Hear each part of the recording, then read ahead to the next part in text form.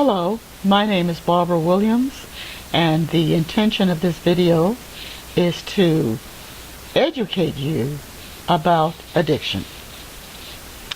The 5 stages of addiction, what is codependency, and what is a relapse, and how to spot a relapse in the making. Okay, so let's see. Let us begin with the stages of addiction. There are 5 stages of addiction. Experimental, I will explain each one. Experimental, social, abuse, dependency, and addiction. Experimental is the person has never used alcohol or drugs or smoked a cigarette ever. Okay, so they are in essence a virgin when it comes to engaging in any form of drug or alcohol behavior. Social, the only time the person ever engages in alcohol or drugs is in a social setting. Never ever would you ever find that person using alone yet, because they are in the social level, social phase. Then they may elevate to the abuse stage. Abuse, for example, would be if a person is prescribed medication and for whatever reason they take more of the medication than they're supposed to, or if a person buys medication over the counter and say, for example, it's an Advil or whatever, and the directions clearly state take X amount every few hours, and the person takes it upon themselves to take more than the prescribed dosage, then they are in essence abusing it. Dependency. Dependency is to be able to, they are using the drug or an alcohol as a crutch. They're using it to be able to cope with life. They depend on it. They rely on the drug, alcohol, or person. So that is the crutch phase. Addiction is a mental obsession and a physical compulsion. This can be with drugs or alcohol. This can also be with a person. One can be obsessed with a person. When that happens, just like being addicted to anything, then one's life is out of control. Drug addiction is persistent, frequent, unending, often ending in relapsing. Addiction can be considered a brain disease. Why? It is called a brain disease because of the mental obsession component. Okay? It's also a physical compulsion, and this causes irrational, illogical, unreasonable, drug-seeking use, misuse, and abuse despite harmful consequences to the person that is using, as well as the people that are around them. So not only does the drug or the behavior affects the person that's using, but it also affects the loved ones, the person that are interacting with the person. Could be their job, church members, little league, work, whatever. If you have a close connection or interacting with a person, then you are in fact affected. For example, let's just say a husband is supposed to get up and go to work. Let's just say both parties go to work, husband and wife. Or the wife or the husband, whomever. And for whatever reason, the husband can't go to work because he's been out all night long drinking or whatever. And this is a consistent habit. So then the wife finds herself on the phone with the boss saying Robert or John cannot come into work today because Robert or John is ill. And role reversal, the wife has been out drinking, whatever, and she can't get up and go to work the next day. She can't take care of the kids or whatever. So this affects the husband. This affects all of the individuals in the household. It also affects the extended family.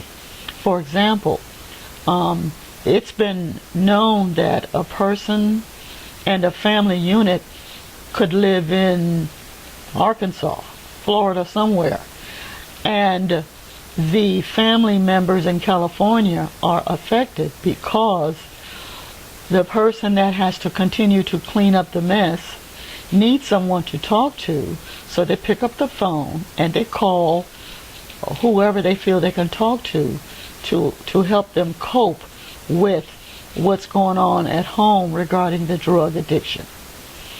Then you have a section called withdrawal. Okay, withdrawal has many meanings. One of which is the psychological and or physical syndrome. Now let me tell you what a syndrome is. I'll give you an example. Let's just say, for example, you go to your doctor and you say, "Oh doc, I've been feeling woozy and I can't keep anything down on my stomach, and this has been going on for a week." So you told your doctor that you have been feeling woozy and you can't keep anything down on your stomach. So you gave your doctor two symptoms. So those symptoms are grouped together, and that grouping of symptoms together is called a syndrome. So the psychological and physical component together, which constitute the addiction, is the syndrome, which is a set of symptoms.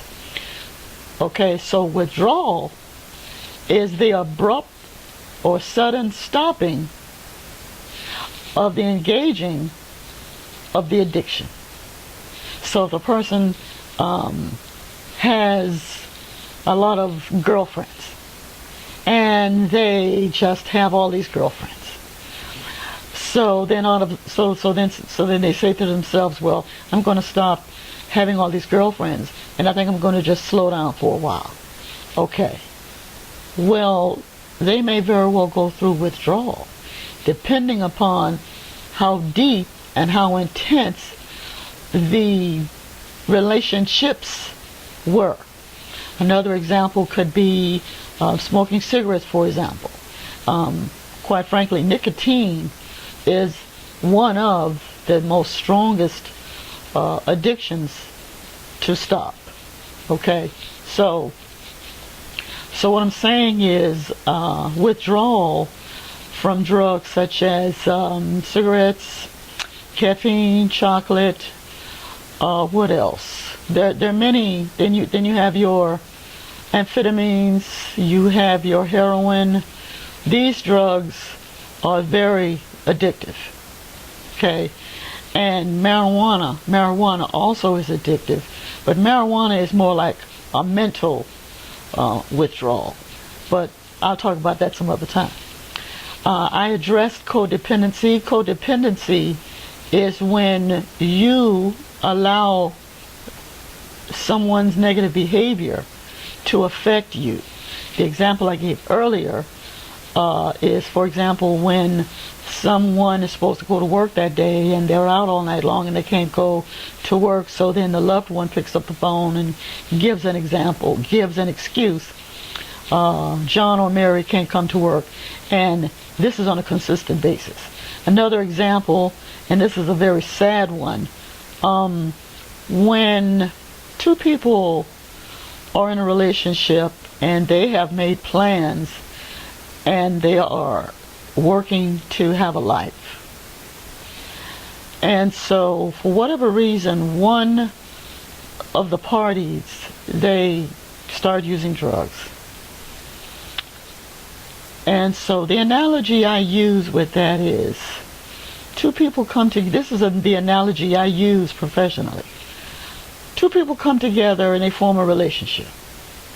And both parties are used to each other and they have fallen in love with the personalities that has been presented to them. Well, one of the two parties goes on vacation. What that means is they go off and they start using drugs, and then they're gone for like days on end. You don't even know where they are. No phone call, consistent DUIs, consistent going to jail, money's missing, money leaves the bank account, mayhem. So the codependent, which is the one that's not using, so the codependent is still waiting for that person that's using to come home. Mentally, emotionally, spiritually, financially, vocationally. The person that's using is literally on vacation. They may come back, they may not ever come back. So while they are on vacation, and then they come back. Okay, so let's just say they're out using and they're on a binge, so finally they come home. So the person, the one that's doing the forgiving, he or she is forgiving because of the hopes that the person that they've fallen in love with will return. Well, sometimes they do return. The whole total person returns. Sometimes part of the person returns. That's a good sign because you can still build on that. Sometimes physically they're there, but mentally they're not there because they're obsessing over how to get more drugs or whatever it is they're addicted to. That's codependency. That's another video. Very interesting. Relapse. Okay. I will present this to you the way it was presented to me during my early years of training. This is a very simplified version. It's called the hamburger story. Let's just say we wanted a hamburger, or a turkey burger, or a soy burger. And we're not going to go to a fast food place and get it. We're going to make it on our own. Remember now, this is a relapse. I'm giving you the ingredients which constitute and which makes a relapse. Okay.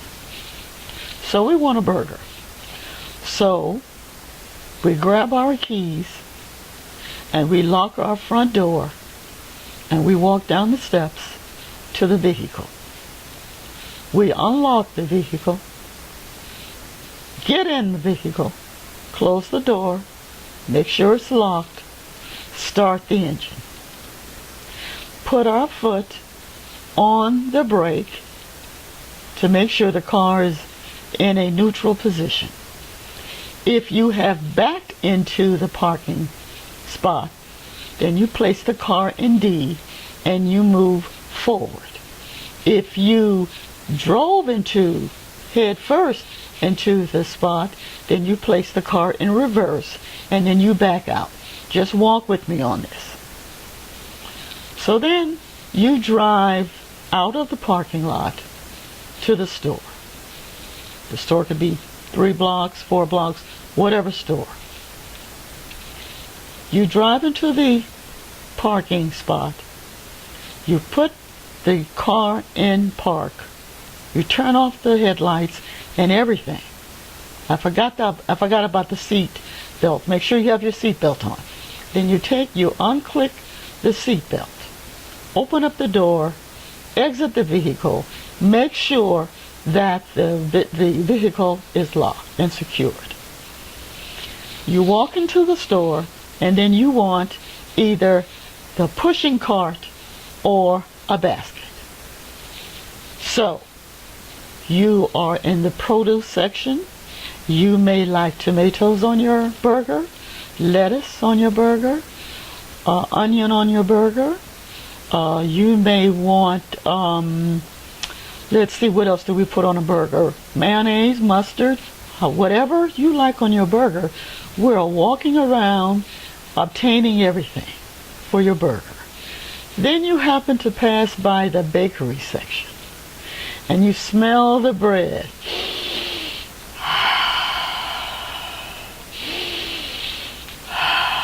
You smell fresh bread baking. And you say to yourself, you know, I think I want 6 of those buns. So sure enough, the baker goes over and he opens up the oven and he takes 6 rolls out and he places them in a box. This is a relapse. Hold on. Places them in the box. Closes the box. Hands them to you. Thank you very much. You put them in the basket. Fine. You're still walking around. What kind of soda? What do I want to drink? You may want soda. Ginger ale, strawberry, juice, whatever. Beer, whatever. So that's what you're going to drink. Oh, I may want some chips. What kind of chips? Nachos, chips, vegetable chips, whatever you want. And whatever else you want with your burger. Okay? So you may want pickle. So what kind of pickle? Then you go over to the pickle section. Dill pickle, sweet gherkins, whatever. A pickle, sliced pickle, pickle.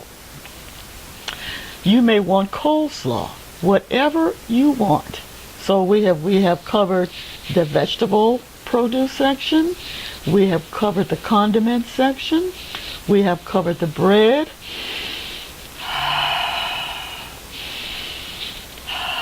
The bread section, the beverage section. If you want your hamburger, the meat, okay, we'll go there. If you want tofu, we'll go into that department. You can, how much tofu do you want? Then you open up the container of the tofu and you dip out however much tofu you want and you put it in the container. Some containers are already pre-packaged. Here we can obtain our own, but whatever. You get your own, okay? So we have everything. But if I left something out, just imagine yourself, you have whatever you want for your dinner, your burger. Then you go up to the cashier, and the cashier's ringing everything up, ring, and he or she says $34. No problem. You either pull out your card or your cash, and you pay. And while that's going on, somebody is bagging your groceries, or you bag it yourself. Fine. So you have everything. You have your receipt, you have your groceries, you have your keys. Fine. So then you take the basket back, or you can either leave the basket there, or you can take the basket back to the car, and you take everything out of the basket and you put it in the vehicle. Close the vehicle, then you take the basket and you put it someplace where it's supposed to be. Then you go back to your car and you open up the car and you sit down and you close the door and you lock yourself in with your seatbelt, and then you start the engine, and then you put it in reverse if you pulled in front. You put it in reverse if you backed in, and you put it in drive, and you drive off of the lot on your way back home. We are still talking about a relapse. You drive it, your vehicle, home. You get out of the car, you take everything out of the vehicle, you make sure the vehicle is locked, you go back to your door, you open up your door, you walk in, you close the door, you lock it, you put your keys someplace, and then you take everything out of the bag. Everything out of the bag. All right? And then you wash your hands with soap, and you make sure your hands are spotless. And then you commenced to preparing your burger. You slice up the tomatoes. We forgot the lettuce. But then you already have lettuce at home, so that's why we didn't get the lettuce. So you slice up your tomatoes and you slice up your onion, and you make sure that your lettuce is washed and all your vegetables are washed, and then you prepare your burger. Okay?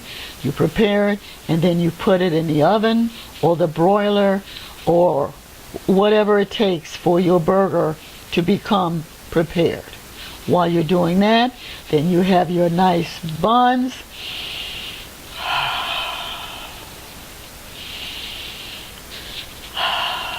You take your buns out and you prepare your buns. They're still warm. And then you dress your burger up. You have your condiments, your ketchup, your mustard, your mayonnaise, your dressing, whatever, and you put it on your burger.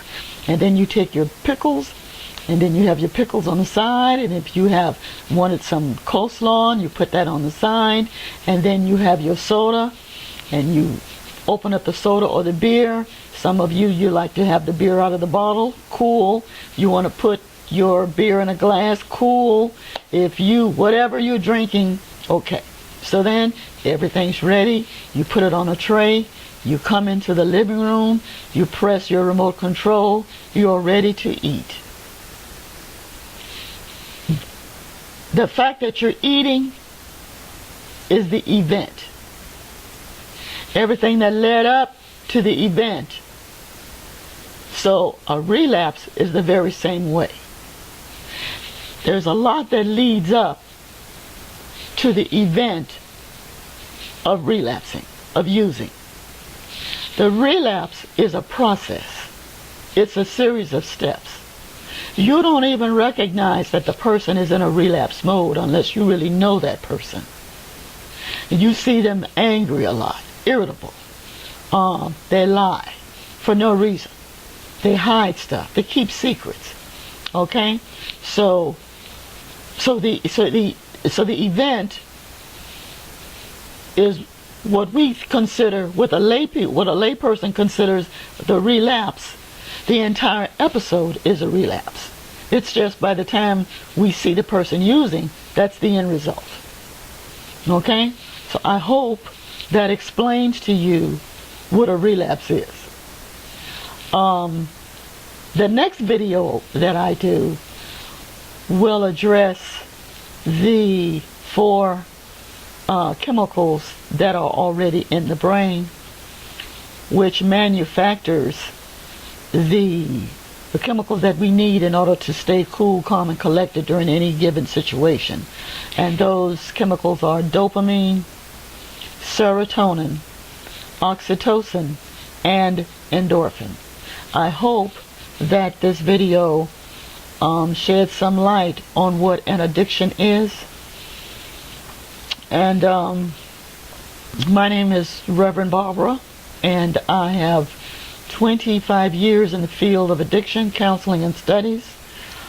I have a bachelor's of science in social work, and I have a bachelor's in metaphysical counseling and studies, and I have a master's in metaphysical science. And I have been counseling in mental health and addiction, as I said, for 25 years. I feel committed to educating the community on exactly what an addiction is. I broke this down to its lowest terms. Thank you very much for taking the time to watch this video. Peace and blessings.